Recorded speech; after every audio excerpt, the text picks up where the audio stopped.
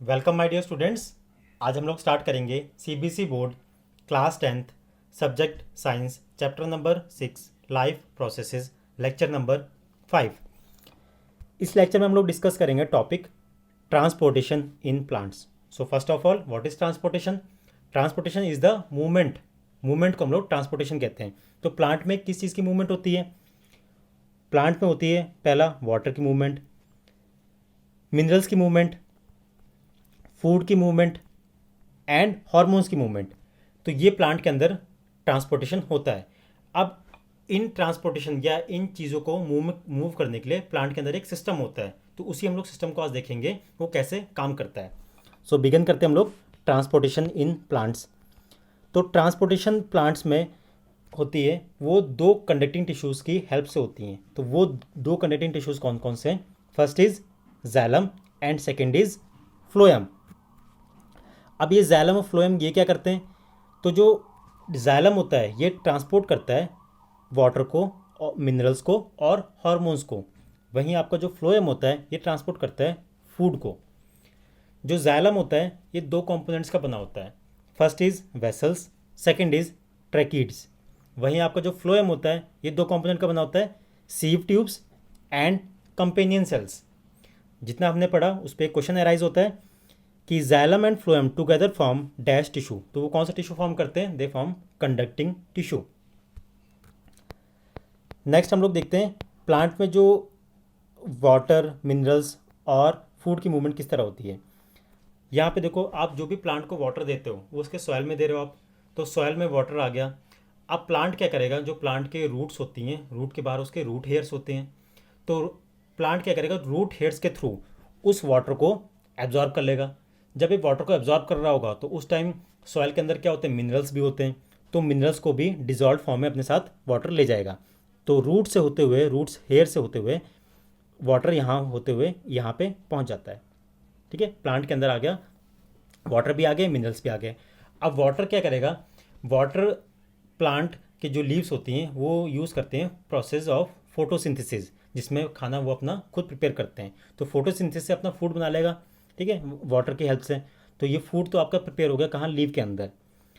अब लीव के अंदर फूड प्रिपेयर हो गया, लेकिन इसी फूड को प्लांट की दूसरी बॉडी पार्ट्स में भेजना है आपने, उसको स्टेम्स में भेजना है, फ्लावर में भेजना है, रूट्स में भेजना है। तो इसके लिए भी कुछ कंडक्टिंग टिश्यू चाहिए होगा। वो कौन काम करेगा? आपका फ्लोएम। तो फ्लोएम की हेल्प से जो फूड आपका लीव में तैयार हो गया वो अलग अलग उसके बॉडी पार्ट्स में क्या हो जाएगा? मूव हो जाएगा। ठीक है, तो यहाँ पे मैं आगे बताता हूँ। यहाँ पे जैसे आप प्लांट है, तो प्लांट के अंदर जो लीव्स होते हैं, लीव्स के अंदर छोटे छोटे पोर्स होते हैं, उसको कहते हैं हम लोग स्टोमेटा। तो प्लांट क्या करता है? इन लीव के थ्रू वाटर कंटिन्यूसली लॉस करता रहता है। ठीक है, तो यहाँ पे इसी को हम लोग क्या कहते हैं? Transpiration, evaporation of water from the leaves, this is called as a transpiration.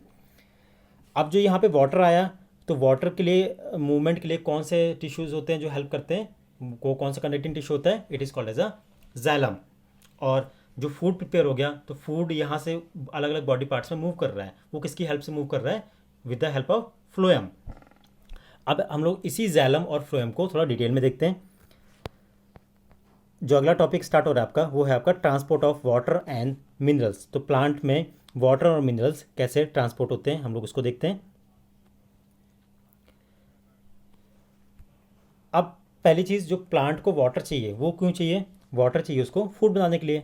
Food किसकी हेल्प से बनता है? The process of photosynthesis. Next, जो मिनरल्स चाहिए प्लांट को, जो डिजॉल्व फॉर्म में वाटर के साथ आते हैं, वो क्यों चाहिए? वो प्लांट बनाता है आपका क्या? उससे प्रोटीन्स बनाता है अपने लिए। तो ये तो हो गया आपका वाटर और मिनरल्स का रोल, किस काम आते हैं ये। अब वाटर और मिनरल कौन ट्रांसपोर्ट करता है या कौन हेल्प करता है? उसके लिए प्लांट के पास दो टिश्यूज़ हैं, वो है आपका वेसल्स और ट्रैकिड्स। तो पहले हम लोग डिस्कस करते हैं किसको? वेसल को, बाद में हम लोग करेंगे ट्रैकिड्स को। तो यहाँ पे डायग्राम में जो गिवन है वो आपका जैलम वेसल की बात कर रहा है। तो वेसल्स कैसे हैं? आपको दिख रहा है ये सेल्स हैं, एक सेल है, फिर अगले दूसरा सेल कनेक्टेड है, आपस में जुड़े हुए हैं ऐसे, है ना, वन एंड टू एंड। अब इन सेल में आपको ना न्यूक्लियस दिख रहा है ना आपको साइटोप्लाज्म दिख रहा है। तो जिस सेल के अंदर साइटोप्लाज्म और न्यूक्लियस नहीं होता उनको कहते हैं लोग dead cells. Therefore it is a long tube made up of dead cells. ना इनके अंदर साइटोप्लाज्म है ना इनके अंदर न्यूक्लियस है। और जो इनकी जो वेसल्स होती हैं, मतलब ये जो टिश्यूज़ होते हैं, ये किसके बने होते हैं? ये सेलुलोज जो आपका पॉलीमर होता है, और ये लिग्निन इसके बने होते हैं। अब ये लिग्निन का काम क्या होता है, ये बहुत बहुत एक हार्ड सब्सटेंस होता है, तो प्लांट की स्ट्रेंथ में हेल्प करता है ना, प्लांट को अपराइट बिल्कुल सीधे खड़े होने में हेल्प करता है। कौन, ये लिग्निन। सो यहाँ पे लिखा है it provides strength to plant. और जो आपके फ्लावरिंग प्लांट्स होते हैं, मतलब जिन प्लांट में फ्लावर आ जाते हैं, उसके अंदर या तो खाली जैलम वेसल या जैलम वेसल और ट्रेकिड दोनों ही हेल्प करते हैं वाटर की कंडक्शन में, वाटर और मिनरल्स की कंडक्शन में। और यहाँ पे मैंने लिखा है कि जो पिट्स क्या होते हैं, पिट्स जो एक कह लो आप ऐसे बहुत थिन वॉल्स होती हैं जहाँ पे लिग्निन नहीं प्रेजेंट होता, ठीक है, तो वहाँ उसके थ्रू ही आपके मूवमेंट करते हैं। अब हम लोग आगे नेक्स्ट देख लेते हैं ट्रैकिड्स के बारे में। तो ट्रैकिड्स इस तरह के दिखते हैं, स्पिंडल शेप के, ठीक है। तो जो नॉन फ्लावरिंग प्लांट होता है जिसमें फ्लावर्स नहीं आते हैं, उसमें ट्रैकिड्स होते हैं जो खाली वाटर को ट्रांसपोर्ट करते हैं, ठीक है। नेक्स्ट पॉइंट, अगेन ये डेड सेल्स होते हैं। क्यों डेड सेल्स होते हैं, अगेन इसमें क्योंकि साइटोप्लाज्म और आपका ये न्यूक्लियस नहीं प्रेजेंट होता। ये लॉन्ग स्पिंडल शेप के होते हैं। They have पिट्स। पिट्स क्या होते हैं, मैंने बताया था, जहाँ पे आपका लिग्निन प्रेजेंट नहीं होता, ठीक है। इसके थ्रू ही आपके कंडक्शन करते हैं। Through pits water flows from one tracheid to another. ये डायग्राम गिवन है ट्रैकिड्स का। नेक्स्ट हम लोग देख लेते हैं मैकेनिज्म। तो वाटर और मिनरल्स प्लांट में किस तरह ट्रांसपोर्ट होते हैं। तो प्लांट के अंदर जो भी आपका जो वाटर एब्जॉर्ब करता है वो रूट्स करती हैं। तो रूट के बाहर क्या होता है, आपका रूट हेयर्स होते हैं। और रूट हेयर्स क्या करते हैं, जो सॉइल में वाटर प्रेजेंट है उसको क्या करेगा, एब्जॉर्ब करेगा। जब वाटर एब्जॉर्ब होगा तो उसके साथ में मिनरल्स भी डिजॉल्व फॉर्म में आ जाते हैं। तो जो प्लांट के रूट की आउटर लेयर होती है वो तो होती है आपकी एपिडर्मिस। एपिडर्मिस के बाद आता है आपका रूट कॉर्टेक्स। रूट कॉर्टेक्स के बाद आता है आपका एंडोडर्मिस, ठीक है। अब यहाँ से वाटर होते हुए प्लांट के स्टेम में जाएगा। स्टेम में क्या होते हैं आपके, जैलम वेसल्स होते हैं। तो वेसल्स क्या करते हैं, वाटर के कंडक्शन में हेल्प करते हैं। यहाँ से होते हुए फिर ये आपका जैलम फ्लो लीव में प्रेजेंट होता है। अब आपका वाटर कहाँ आ गया, लीव तक आ गया। अब लीव में क्या होते हैं, स्टोमेटा होते हैं। स्टोमेटा के थ्रू प्लांट क्या करता है, वाटर को वहाँ से रिलीज कर देता है, ठीक है। तो जो जो जो वाटर का इवेपोरेशन है through the leaves, it is called as a process called as a transpiration, ठीक है। इसको हम लोग कहते हैं ट्रांसपिरेशन। और ट्रांसपिरेशन किस में हेल्प करता है, ये प्लांट की टेम्परेचर को मेंटेन करने में हेल्प करता है। क्योंकि आपको पता है कि इवेपोरेशन कॉजेज कूलिंग। जब इवेपोरेशन होगी तो चीज़ ठंडी हो जाती है। तो प्लांट सनलाइट में पूरे दिन रहते हैं फिर भी वो बर्न नहीं होते। क्यों, बिकॉज ट्रांसपिरेशन होगी। ट्रांसपिरेशन से मतलब वाटर इवेपोरेट हो गया, और जब वाटर इवेपोरेट हो गया तो प्लांट की बॉडी को ये कूल रखने में हेल्प करता है।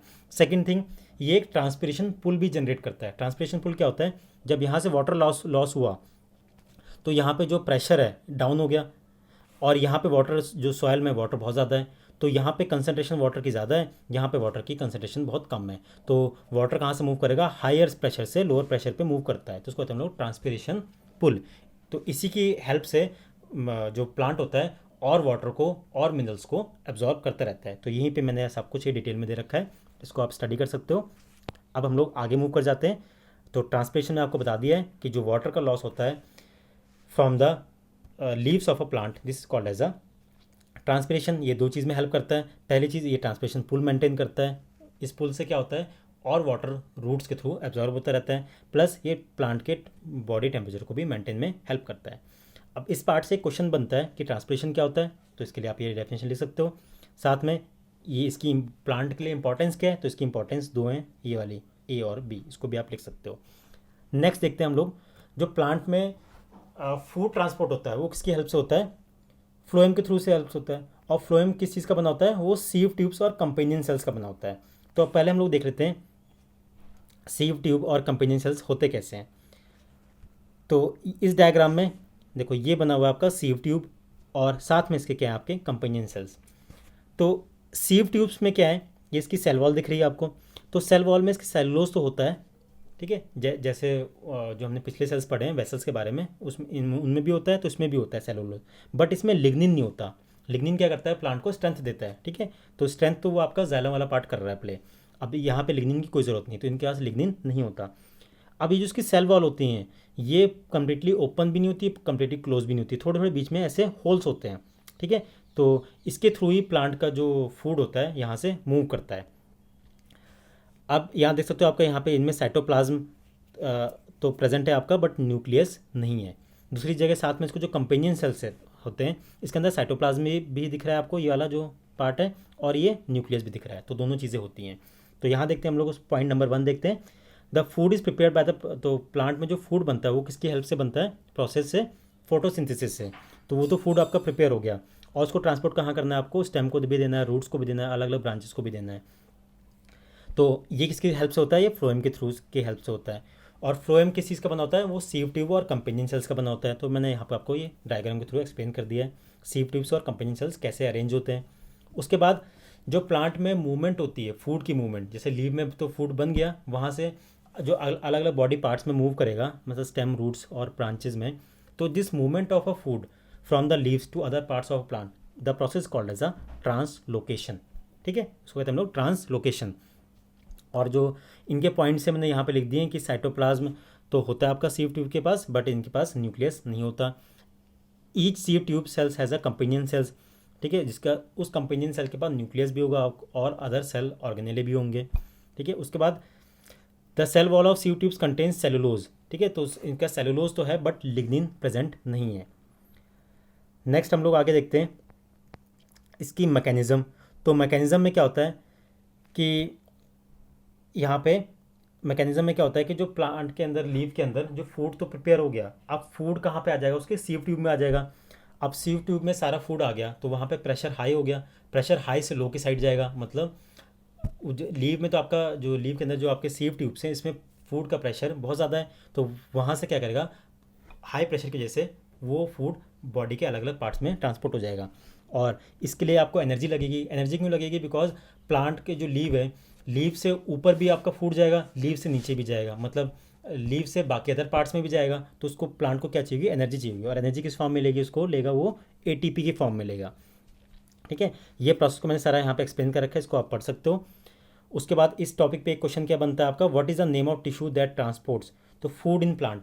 तो वो कौन सा टिश्यू है जो प्लांट में फूड को मूवमेंट में हेल्प करता है? तो दैट इज़ फ्लोएम। और वाटर में जो वाटर में हेल्प करता है मूवमेंट में, वो कौन से होते हैं? वाटर और मिनरल्स। यहाँ पे एनिमल्स नहीं है, मिनरल्स लिख लेना इसे। तो वाटर और मिनरल्स में कौन से हेल्प करते हैं? वो जाइलम, वेसल्स और ट्रैकिड्स होते हैं, मतलब जाइलम्स होते हैं। अब हम लोग देखते हैं जाइलम और फ्लोएम में डिफरेंस क्या है। तो जो जाइलम होता है ये किस में हेल्प करता है? ये वाटर, मिनरल्स, है ना, और हार्मोन्स की ट्रांसपोर्टेशन में हेल्प करता है। वहीं आपका फ्लोएम जो होता है, ये जो फूड बनता है उसको ट्रांसपोर्टेशन में हेल्प करता है। अब जो ये वाटर ट्रांसपोर्ट होता है, ये किसकी हेल्प से होता है? ये ट्रांसपिरेशन पुल होता है। ठीक है, ट्रांसपिरेशन पुल क्या मतलब? जब लीव्स के थ्रू वाटर लॉस होता है, वहाँ पे प्रेशर लो हो जाता है, और रूट्स में प्रेशर हाई हो जाता है, तो हाई से लो प्रेशर की वजह से हम लोग कहते हैं इसको ट्रांसपिरेशन पुल। तो इसमें कोई एनर्जी यूज़ नहीं होती है। ठीक है, सो इस प्रोसेस में नो एनर्जी इज इन्वॉल्व। और वहीं पे आपका जो यहाँ पे फ्लोएम है, तो फ्लोएम में फूड दोनों साइड ट्रांसपोर्ट होता है, मतलब अप साइड और डाउन साइड। मतलब अप में बाकी लीव्स वगैरह है ना, ब्रांचेज में, और डाउन में कहाँ? रूट्स में। तो दोनों साइड जा रहा है फूड आपका, अप भी डाउन भी। तो ये आपका बाई डायरेक्शनल प्रोसेस होता है। इसलिए प्लांट को क्या चाहिए होता है? एनर्जी चाहिए होती है in the form of ATP. वहीं पे आप इसमें देख सकते हो आपकी इसमें एनर्जी नहीं लगती, क्योंकि वाटर हमेशा डाउन से अप के साइड जाता है, तो इसके लिए कोई एनर्जी की नीड नहीं है। वैसल ट्रैक किसका बना होता है आपका? जो जाइलम वैसल होता है, जाइलम वेसल्स एंड ट्रैकिड्स का बना होता है, और दोनों ही आपके क्या होते हैं? डेड सेल्स होते हैं। वहीं आपका जो फ्लोएम होता है, ये सीव ट्यूब्स का बना होता है और कंपेनियन सेल्स का बना होता है, और दोनों ही कैसे आपके लिविंग होते हैं। इसी में आप एक पॉइंट और ऐड कर सकते हो कि ये जो प्रोसेस होता है इट इज़ यूनिडायरेक्शनल। ठीक है, एक ही डायरेक्शन मूव करता है। वहीं ये जो प्रोसेस होता है फ्लोएम वाला, ये होता है आपका बाई डायरेक्शनल, ये दोनों साइड मूव करता है। तो इसी के साथ आपका ये लेक्चर 5 कंप्लीट होता है। नेक्स्ट लेक्चर में हम लोग करेंगे ट्रांसपोर्टेशन नहीं, हम लोग करेंगे एक्सक्रीशन। ठीक है, ट्रांसपोर्टेशन तो हो गई आपकी, हम लोग करेंगे excretion in plants and animals next lecture में। और इस पे जो बेस्ड क्वेश्चन है एनसीईआरटी में, वो आप देख सकते हो, क्वेश्चन नंबर 4th, 5th और आपने 3rd क्वेश्चन भी कर लेना है कि इंटरेस्ट के क्वेश्चन है। और एनसीईआरटी में एक्सरसाइज में भी क्वेश्चन है, क्वेश्चन नंबर 2 और 11। तो ये आपका लेक्चर फिनिश होता है। Thanks for watching video.